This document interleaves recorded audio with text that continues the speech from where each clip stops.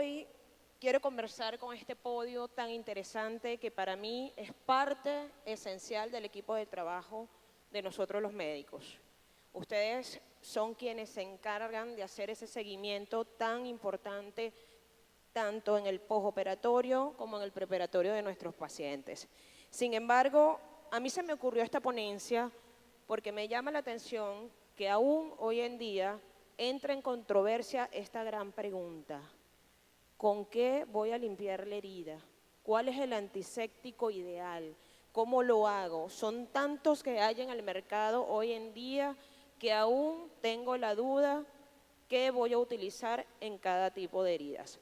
Pues hoy llamé a mi ponencia para ustedes controversia de los antisépticos en el manejo de las heridas. Comenzamos con lo básico. Antes de entrar en controversia necesitamos aclarar diferentes conceptos. Además de ello, estar claros cómo cicatriza una herida para yo saber en dónde estoy parado en el manejo. Una herida quirúrgica no es más que la pérdida de la continuidad de la piel. Esto puede ser provocado por la incisión a través de un bisturí con el fin de acceder a cualquier de los planos de la piel. La cirugía normalmente va a alterar las barreras de la piel y esto a futuro va a generar ciertas etapas en el proceso de cicatrización. Si hablamos de estadística, nos vamos a dar cuenta que 1 de cada 20 pacientes que se somete a una operación quirúrgica va a desarrollar una infección del sitio operatorio. Y esto va a depender de cómo sea manipulada esta herida quirúrgica. Cerca del 50% de estas infecciones de la herida quirúrgica se va a presentar durante la primera semana postoperatoria de los pacientes. Estas infecciones de sitio quirúrgico vienen a ser no tan solo un reto para el especialista que ha operado, sino también para ustedes que forman parte de nuestro equipo de trabajo y llevan ese seguimiento de los cuales nosotros también formamos parte. ¿Qué es la cicatrización? Si no tenemos claro cómo se cumple el proceso de cicatrización, no vamos a tener claro cuándo estamos ante la infección de un sitio quirúrgico. El proceso de cicatrización no es más que ese conjunto de células que van a tratar de regenerar el tejido. Esto se va a llevar a cabo durante 4 etapas. Una primera etapa es esa etapa de hemostasia, donde se van a formar esos nuevos vasos que van a nutrir la herida para proteger y reservar todos los factores hemodinámicos que van a tratar de mejorar la cicatrización. Esto se da en las primeras 24 horas en donde se realiza la incisión. A partir de las 48 horas o de las 72 tenemos una segunda fase que se llama la fase inflamatoria, donde intervienen todas aquellas células que son capaces de regenerar el tejido. Luego vamos a una tercera fase que es la fase de proliferación. Esta va del 4º día al día 14. Esto es una fase bastante importante porque es aquí donde comenzamos a ver esos cambios en la herida, esos cambios de coloración que a veces decimos, ¿será que se está infectando o es parte del proceso de cicatrización? Luego vamos a una última fase que es la fase de remodelación, que esto comienza a ocurrir dentro del 8º día hasta un año. Créanme que el proceso de remodelación es la etapa más larga en el proceso de cicatrización, donde también podemos ver cambios como crecimiento exagerado de la cicatriz, bien sea si tenemos una condición de herida queloidea o de herida hipertrófica, que son 2 términos totalmente diferentes y que bueno, no es el momento de saberlo diferenciar, pero sí deben de saber que no son lo mismo o realmente tenemos una hipertrofia cicatrizal. Siguiente. Para mí, el manejo de una herida postoperatoria comienza en el preoperatorio y esto deben de ustedes tomarlo en cuenta porque hay una teoría que habla de las líneas de relajación de la piel o las líneas de tensión o RTLS.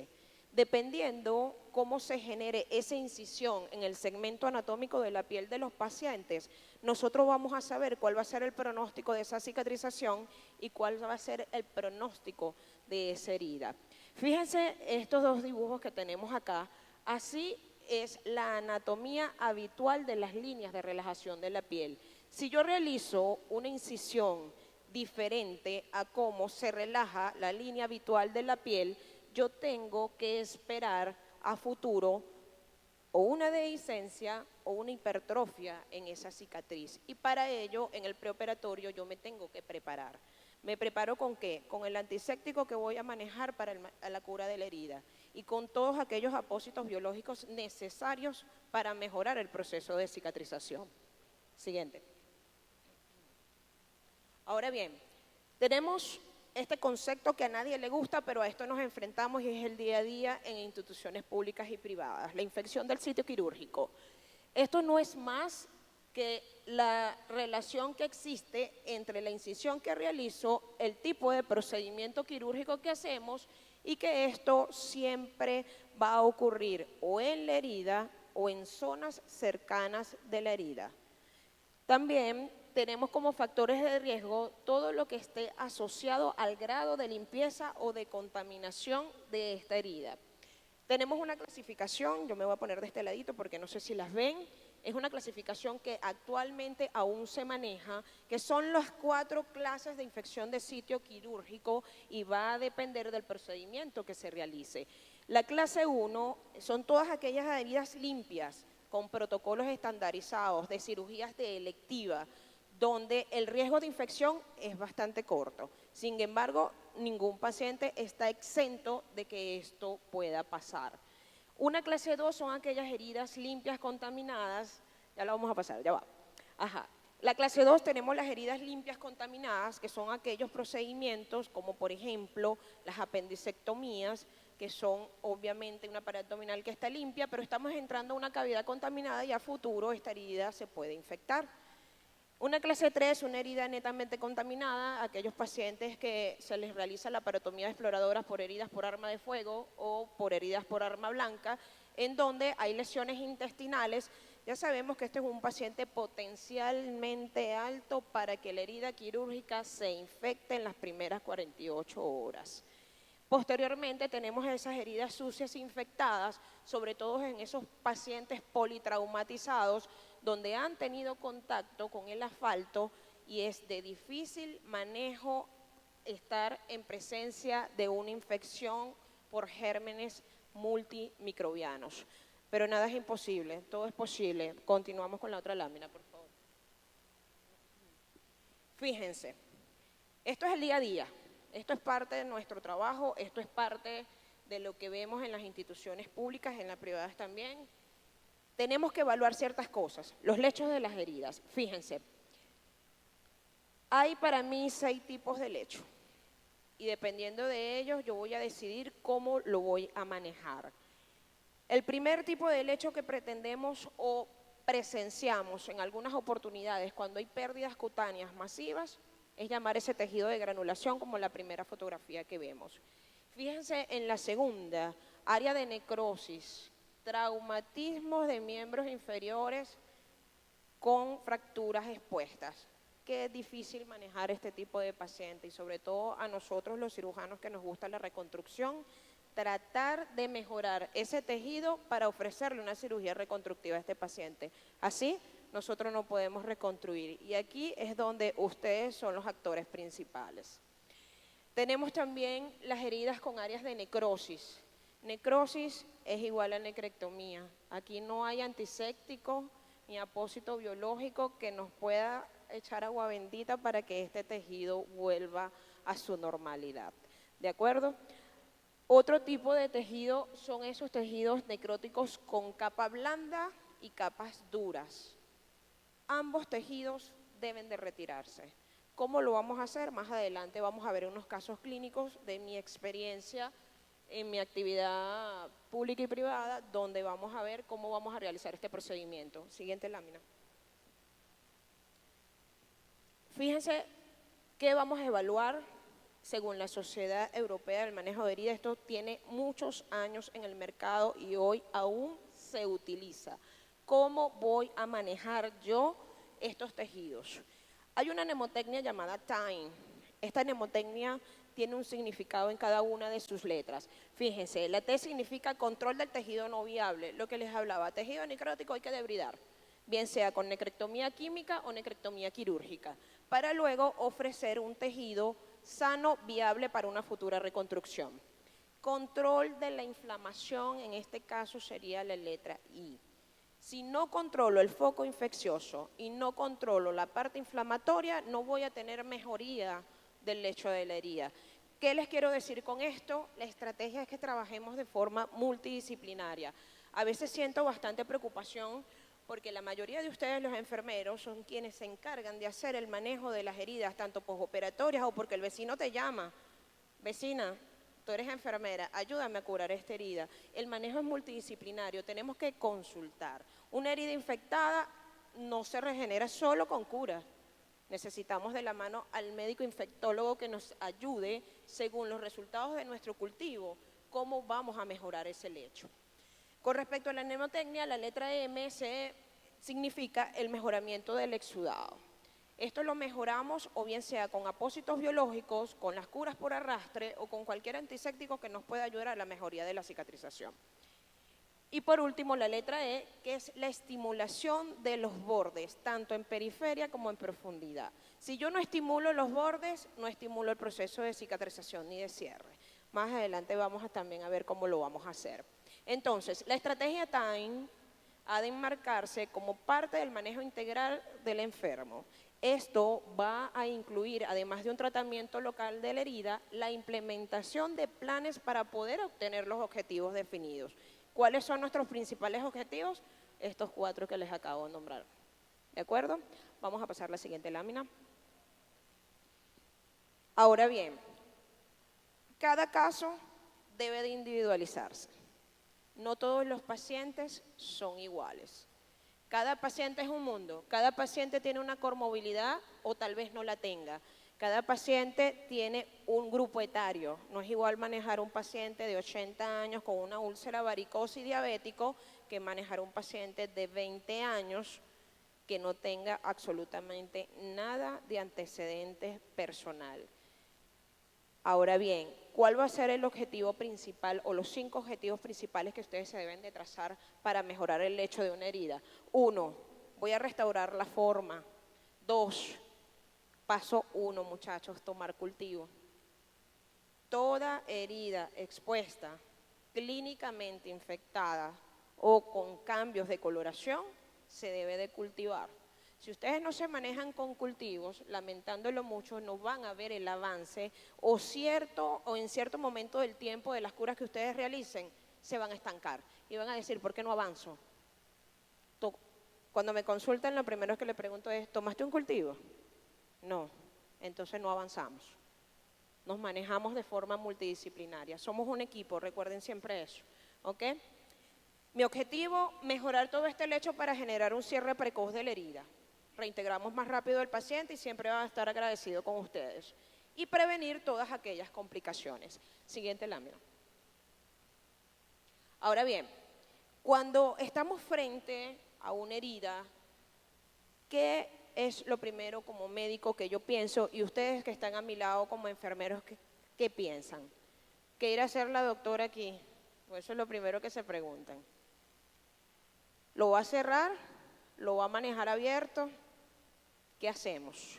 Nosotros tenemos un principio reconstructivo cada vez que vamos a realizar algún procedimiento quirúrgico por heridas traumáticas o no traumáticas. Fíjense, nos manejamos por esta escala de reconstrucción y evaluamos, ¿está contaminada o no la herida y puedo brindarle un cierre primario?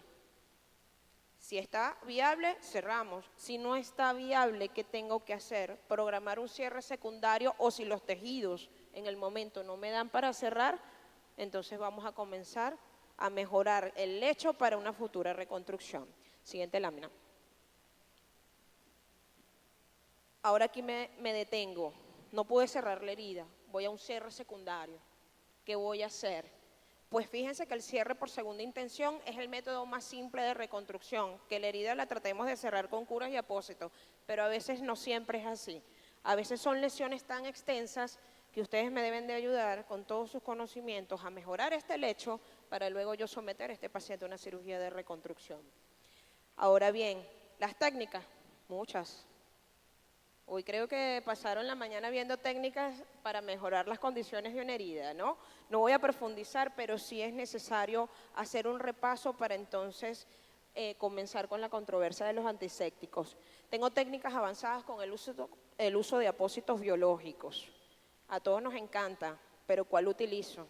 He visto que colocan hidrocoloides donde no deben, alginatos donde no deben, apósitos cuando no se debe.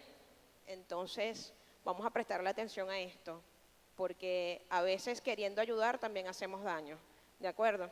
Y estoy segura que la intención no es hacer daño, pero el desconocimiento es un daño causal, ¿de acuerdo?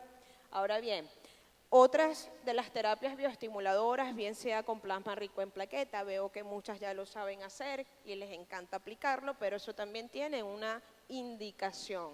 No todo paciente se le puede colocar plasma rico en plaqueta, no todo paciente se le puede colocar fibrina rica en plaqueta.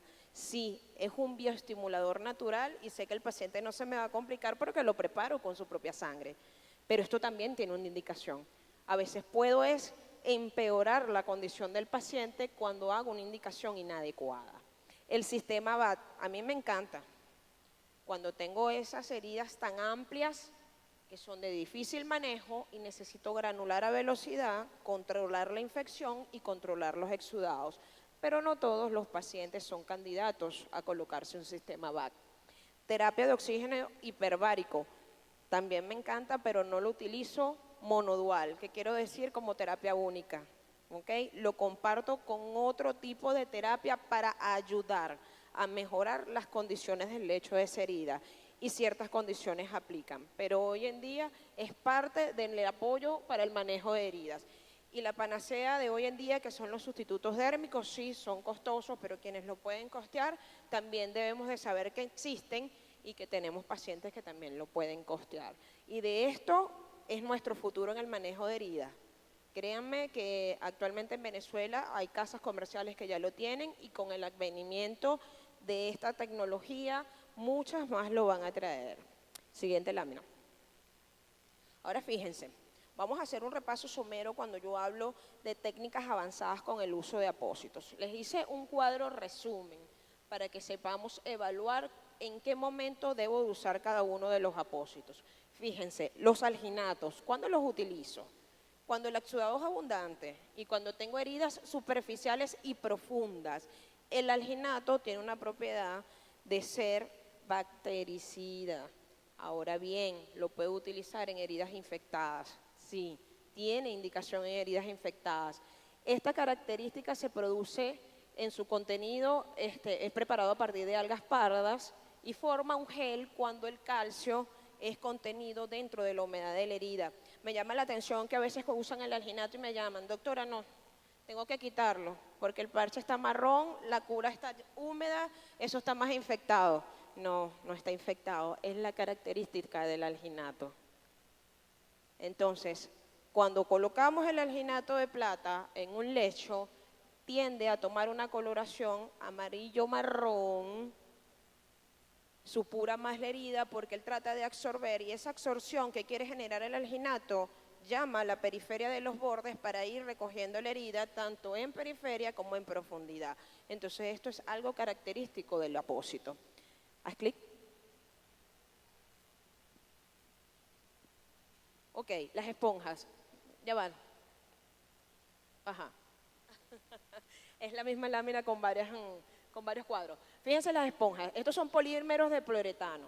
¿Cuándo lo voy a usar? Cuando tengo exudados moderados en heridas superficiales y profundas o cuando quiero hacer un derivamiento autolítico en esas heridas que ven ese fondo blanco, donde ven mucha fibrina, con algo me tengo que ayudar. Bueno, la esponja es esencial en este tipo de casos. Ahora sí, haz clic. Los hidrocoloides, preocupante. Hidrocoloides se lo quieren colocar a todo, porque creen que hidrocoloides es igual a piel. No, no es así. Necesito traer piel a juro, rápido. No, el hidrocoloide no tiene indicación para eso. Fíjense que para nosotros es el uso de nuestro día a día en el manejo del paciente quemado para quemaduras de primer grado, segundo grado superficial y profundo, más no quemaduras de tercer grado que vayan a reconstrucción. Solamente tiene indicación para retiro de la escara superficial. ¿De acuerdo? Para una escara profunda, esa escara gruesa que genera la quemadura de tercer grado, la aplicabilidad del hidrocoloide acá en estos casos no aplica. ¿Ok? Aquí nosotros aplicamos otro procedimiento que se llama escarectomía tangencial, que lo podemos hacer bien sea con el bisturí o con el equipo del dermátomo. Pero el hidrocoloide no nos va a traer esa escara gruesa, donde muchos les gusta colocar el hidrocoloide en esos casos. Otra forma de utilizarlo, no, va atrás, ya va. Ajá. Otra forma de utilizarlo, esto es para exudados mínimos, no es para exudados abundantes. Recordemos que el hidrocoloide es carboximetilcelulosa y esto lo que nos va a ayudar es a regenerar ese epitelio que necesitamos para formar nuevamente la piel. Fíjense, la indicación en heridas superficiales y en heridas profundas que requieran conservar la humedad. Una característica esencial del manejo de heridas es mantener la humedad de la herida. Promueve la neovascularización y promueve el crecimiento del tejido de granulación. El hidrocoloide en estos casos, en las heridas profundas, yo lo utilizo combinado con gel, uno con el objetivo de que mejoremos el tejido de granulación y el hidrocoloide me dé la conservación de la humedad de esa herida. Esto en conjunto lo podemos utilizar. Ahora sí vamos a pasar la lámina. Factores de crecimiento, lo que hablábamos del plasma rico en plaquetas, del PRP, hoy en día hasta la grasa la utilizamos para mejorar condiciones porque con ella tenemos el advenimiento de las células madres. Fíjense que el mejor factor de crecimiento, y esto está demostrado con estudios y tenemos estudios en la institución donde trabajo, a nosotros nos encanta trabajar mucho con los factores de crecimiento. En este caso, uno de los factores de crecimiento más importantes es el derivado de la plaqueta. Por eso es que nosotros hacemos plasma rico en plaqueta o fibrina rica en plaqueta para mejorar el lecho. Lo que ven en la fotografía es la formación de factor de crecimiento con fibrina rica en plaquetas. ¿Cómo se hace? Esa es la gran pregunta. Yo sé que aquí a muchos les encanta hacerlo y me siento con la responsabilidad de decirlo y corregirlo si lo tenemos que corregir, ¿ok? La fibrina rica en plaquetas se utiliza 10 cc de sangre del paciente, esto va netamente en un tubo de ensayo tapa roja, tiene que ser un tubo seco, si no la fibrina no se forma, ¿ok? Y esto se va a centrifugar a 2000 revoluciones por minuto durante 10 minutos. De allí obtenemos la fibrina, que es ese segmento gelatinoso que están viendo en la fotografía. La fibrina rica en plaqueta me ayuda muchísimo a mejorar los tejidos de granulación, en conjunto con otro tipo de apósitos, cuando quiero rellenar esos defectos cutáneos que no granulan con nada. Créanme que la fibrina rica en plaquetas nos ha ayudado bastante con el mejoramiento de los tejidos de granulación. Otra de las terapias en cuanto a los factores de crecimiento, tenemos la terapia con células madre.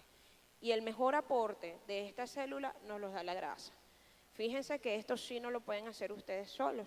Aquí debemos de tener al especialista para que haga el retiro de la grasa. He visto con preocupación, y lo digo con mucha propiedad porque no lo apoyo, al intrusismo médico en vanguardia, haciendo lipoescultura para extracción de grasa y hacer procedimientos de reconstrucción en las diferentes especialidades. Tengan temor. Para eso está tocar la puerta con bastante humildad y decir, necesito ayuda. Siguiente. El sistema BAC, muchos de ustedes lo montan y los veo, ponte un BAC, vamos a ponerte un BAC, vamos a hacer esto, vamos a hacer lo otro. Ahora bien, ¿qué hace el BAC? ¿Cuándo lo pongo? ¿Cuánto lo dejo? ¿Cuándo lo cambio? ¿Y cuándo lo dejo de utilizar? Ustedes se han preguntado eso porque montarlo es muy fácil, manejarlo no. ¿Y a quién se lo coloco tampoco? He visto sistemas BAC colocados en pacientes como por ejemplo con 20.000 plaquetas. Qué dolor de cabeza. Pero no mejora, el BAC no sirve, no tiene indicación. No tiene indicación. Entonces, la terapia BAC, ¿cómo funciona? Mediante varios mecanismos fisiológicos. El primero, nos va a ayudar a la reducción del edema. Nos va a ayudar a la estimulación de la angiogénesis. Si yo tengo las plaquetas bajas, yo no voy a producir nuevos vasos. Por eso está contraindicado en paciente trombocitopénico. Entonces, estimulación de angiogénesis y granulación. Eliminación de exudado y material infeccioso. Escucho muchas veces que dicen, no, eso está infectado, eso no se le puede colocar un VAC. No, señores, el VAC hoy en día se ha demostrado que mejora el foco infeccioso en heridas ya determinadas por cultivo o porque tenga presencia de biofil. El VAC está indicado en ese procedimiento. Y también nos ayuda a la aproximación de los bordes. Hagan su estudio, cuando ustedes monten el VAC, lleven un registro fotográfico de su herida con medidas y se darán cuenta si están o no en lo cierto. Siguiente. Aquí les escribí las indicaciones. ¿Cuándo lo coloco? ¿Cómo lo monto? Ojo, no estoy diciendo que los médicos todos saben montar un VAC. También he visto colegas haciendo el no deber y está en el deber de ustedes a partir de este momento decirle, no doctor, eso no tiene indicación, porque para eso están aquí, ¿no? Para prepararse, para tener mejores conocimientos y para enfrentar ese espacio y ese universo allá afuera que está bastante difícil hoy en día. ¿Dónde tengo la indicación? Úlceras crónicas. Ustedes que manejan esos pacientes adultos mayor encamados, ¿podemos usar el uso de presión negativa? Sí, claro, ¿por qué no? Úlceras venosas, úlceras por pie diabético. Tiene indicación el sistema VAC. ¿Qué más? Heridas traumáticas abiertas, siempre y cuando no tenga exposición de vasos amplios para yo poder colocar el sistema, si no tengo el riesgo de la ruptura del mismo. Heridas quirúrgicas dehiscentes, esos pacientes con la paratomía exploradora con infección de sitio quirúrgico, infectado, hasta se visceran, ¿no? Pero bueno, el VAC tiene indicación en este caso, ¿ok? Cuando hacemos injertos y colgajos, lo hemos utilizado. Para un injerto y para un colgajo, lo que yo busco con el VAC es mejorar la angiogénesis, para que este tejido que acabo de injertar tenga una mayor receptividad, para que este apósito dure menos tiempo y para que la integración sea en menos de 21 días. Esto es lo que buscamos nosotros los cirujanos plásticos colocando el VAC en este tipo de procedimientos. Y en las quemaduras, sobre todo en aquellas quemaduras de tercer grado, que yo deseo mejorar los lechos para que reciban una futura cirugía de reconstrucción. Siguiente, por favor. Contraindicación, también se las traje. Le toman una foto y lo muestran. ¿Cuándo no lo puedo colocar? Presencia de tejido necrótico sin debridamiento. ¿Qué tejido de granulación va a crecer allí? ¿Qué nuevos vasos se van a formar? Si ese tejido no está viable, hacemos necrectomía, dejamos un buen lecho sano con tejido viable y podemos colocar el sistema. Fístulas no tratadas a órganos o cavidades, osteomelitis no controlada, hemorragias activas, coagulopatías o alteraciones en la coagulación, sobre todo esos pacientes con trombocitopenia, esos adultos mayores que es difícil mejorar las condiciones nutricionales y donde tengamos exposición de vasos sanguíneos importantes o estructuras vitales en per se. Siguiente, por favor. ¿Cómo lo coloco? Si no se los digo, de aquí se van y lo ponen, pero ya me sé la contraindicación y me sé las indicaciones. Entonces vamos a aprender a colocarlo. ¿Cómo vamos a colocar el VAC? El procedimiento implica los siguientes pasos. 1. Tejido necrótico se debrida. Por eso les digo, no casi siempre ustedes deben de hacerlo solo. Esto es un manejo en equipo. Yo con mi equipo puedo hacer todo el debridamiento, necrectomía, y luego mi equipo está entrenado para ya hacer los recambios del VAC. Pero si tú no te sabes la teoría, ¿cómo vamos a la práctica? Entonces la teoría es básica. Debridamiento del tejido necrótico y limpieza de la zona con suero fisiológico. Posteriormente vamos a secar bien este lecho y luego vamos con el sellado y protección del tejido circundante de la herida. Ustedes ven que los equipos ya vienen listos, ya no los hacemos artesanal, ya tú mandas a comprar el sistema y ya absolutamente todo está facilito con la guía que trae el equipo, ¿no? Entonces, esa espuma la colocamos sobre el lecho de la herida. No puede estar por fuera de la periferia ni de los bordes, porque se supone que cuando activemos el sistema va a profundizar esa goma espuma y esa goma espuma va a empezar a retraer los bordes para disminuir el tamaño de la herida. Si lo colocas por fuera, por encima, no estamos haciendo el trabajo. ¿Ok? Esto se va a adaptar a la forma que tenga la herida, obviamente. Luego se va a sellar con ese apósito adhesivo transparente que trae el equipo como tal. Esto va por encima de la espuma. Luego colocamos la almohadilla de aspiración y conectamos a la bomba de succión o al vac. No usen por favor el aspirador de Gleras que no hace la función. Se terminaron los aspiradores de Glera en todas las tiendas porque lo estaban utilizando con el sistema vac. No, no es la indicación. Necesitamos un vacuum, una conexión para que haga una presión negativa y se pueda configurar a 125 milímetros de mercurio. Si no lo hacemos así, no vamos a lograr el objetivo, eso es el mínimo. Esto puede venir en modo continuo o en modo intermitente y va a estar indicado el recambio según la condición clínica de cada paciente. Hay pacientes que requieren que el cambio sea entre 48 a 72 horas, sin embargo, hay trabajos ya publicados que este equipo se puede dejar hasta el 7º día. Siguiente. Perfecto. Entonces, lo que le hablaba de la cámara hiperbárica, la cámara hiperbárica tiene que ser un principio de completar todo lo que estamos haciendo, porque sola no estamos haciendo nada. Hago una buena cura, una buena limpieza y me apoyo con cámara hiperbárica con los pacientes. ¿Okay? El tratamiento de oxígeno hiperbárico hoy en día consiste en respirar concentraciones de oxígeno cercanas a un 100% en un ambiente presurizado. ¿Okay? A mí me gusta que mis pacientes la cámara hiperbárica la reciban de forma individual, sobre todo porque estamos manejando pacientes con heridas que probablemente puedan estar contaminadas y si ya las hemos liberado de infección, evitamos que se colonicen con nuevos gérmenes. Es preocupante que a veces hay instituciones con cámara hiperbárica donde metes un paciente con una úlcera varicosa que ya está libre de infección con un paciente con un pie diabético que está infectado de forma polimicrobiana. No hacemos nada. Ustedes son los voceros de eso. Ustedes están detrás del paciente, al igual que nosotros. Entonces, la indicación, cámara hiperbárica de forma individual. Entonces, el tratamiento de oxigenación hiperbárica, ¿qué va a producir? Angiogénesis. Mejora muchísimo la producción de nuevos vasos.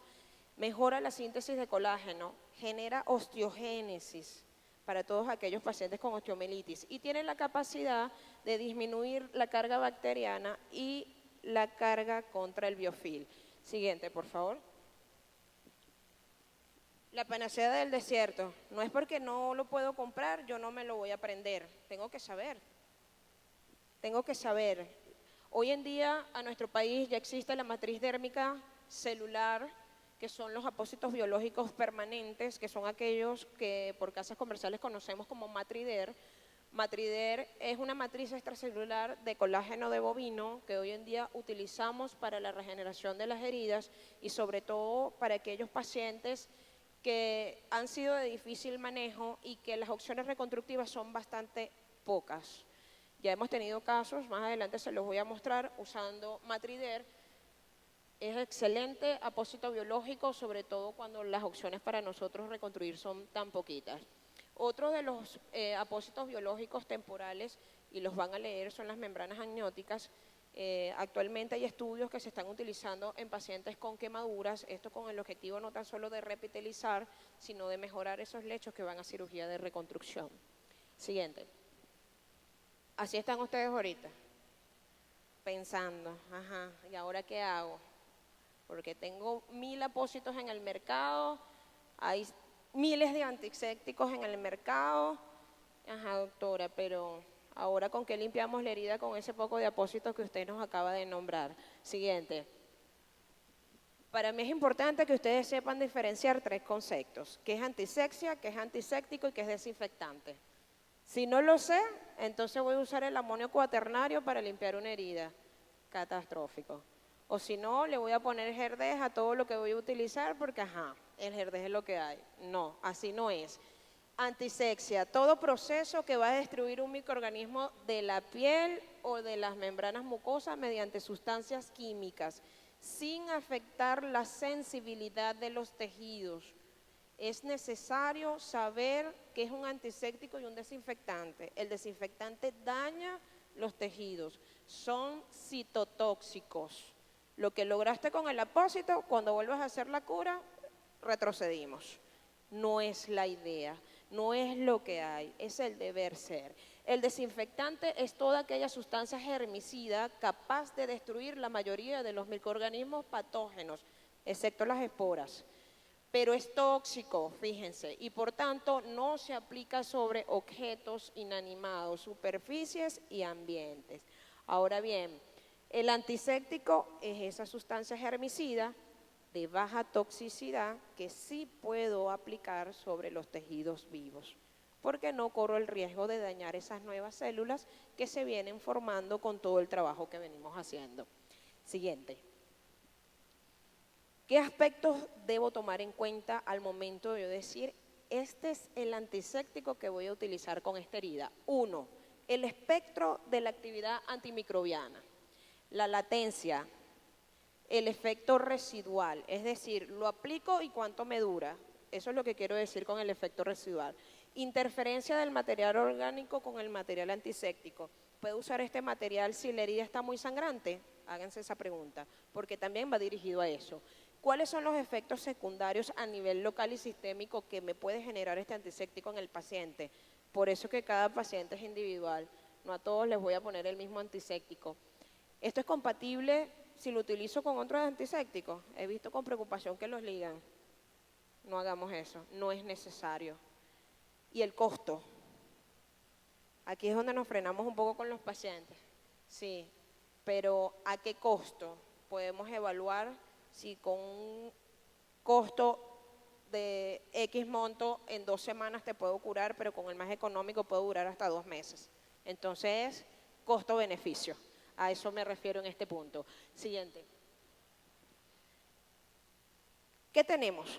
Para mí la herramienta principal que acompaña un antiséptico es la solución fisiológica. Esa es la herramienta básica para ustedes. El antiséptico solo, sin barrer o sin hacer una cura por arrastre, no nos va a funcionar. La cura por arrastre hoy en día es el gol estándar para el manejo de las heridas. Primero que cualquier antiséptico, ¿de acuerdo? Bien sea para heridas en manejo ambulatorio o de consulta o heridas quirúrgicas o que llevemos a quirófano. Fíjense en este caso. No voy a hablar de marcas ni de casas comerciales porque esto no viene al caso, pero sí vamos a hablar de los nombres globales y generales que ustedes deben de conocer. Después cuando vayan a la casa farmacéutica, ustedes voltean el producto y dicen, ah, sí, esto es un alcohol, ah, sí, esto es un yodo, ah, sí, esto es clorhexidina. ¿De acuerdo? Hoy en día el uso adecuado del antiséptico, los 3 principales que aún clínicamente y científicamente se confirma que tienen actividad bactericida son los alcoholes, los compuestos yodados y la clorhexidina según el porcentaje que se aplique. Tenemos otros productos en el mercado contentivos de ácidos aniónicos o productos jabonosos que evidentemente el nivel científico y la tasa de evidencia es bastante baja. Tenemos el peróxido de hidrógeno, veo que a muchos les gusta hacer curas también con el agua oxigenada, que es en este caso, pues fíjense que no, la propiedad de este es de ser bacteriostático y no bactericida, y no es usado en todos los casos.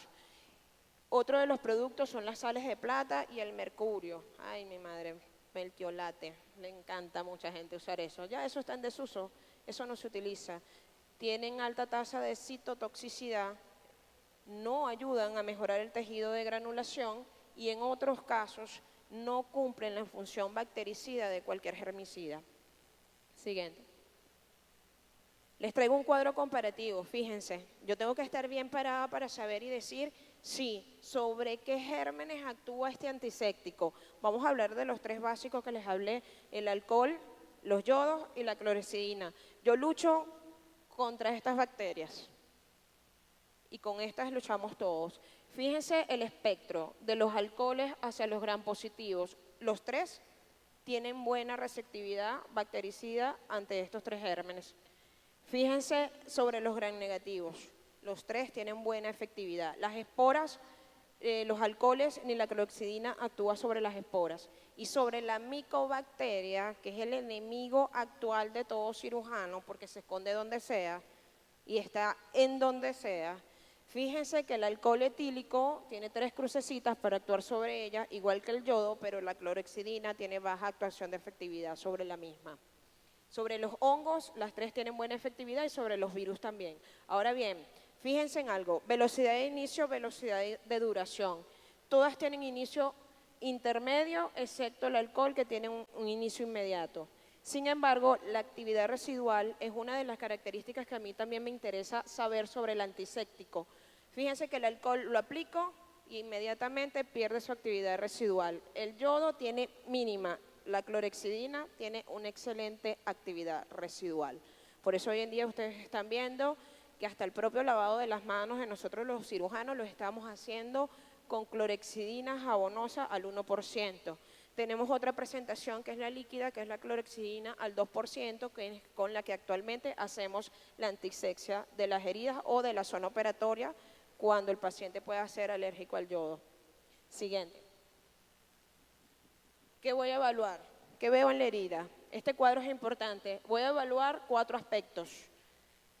Si tengo eritema, si hay enrojecimiento, si está amarilla, si está necrótica.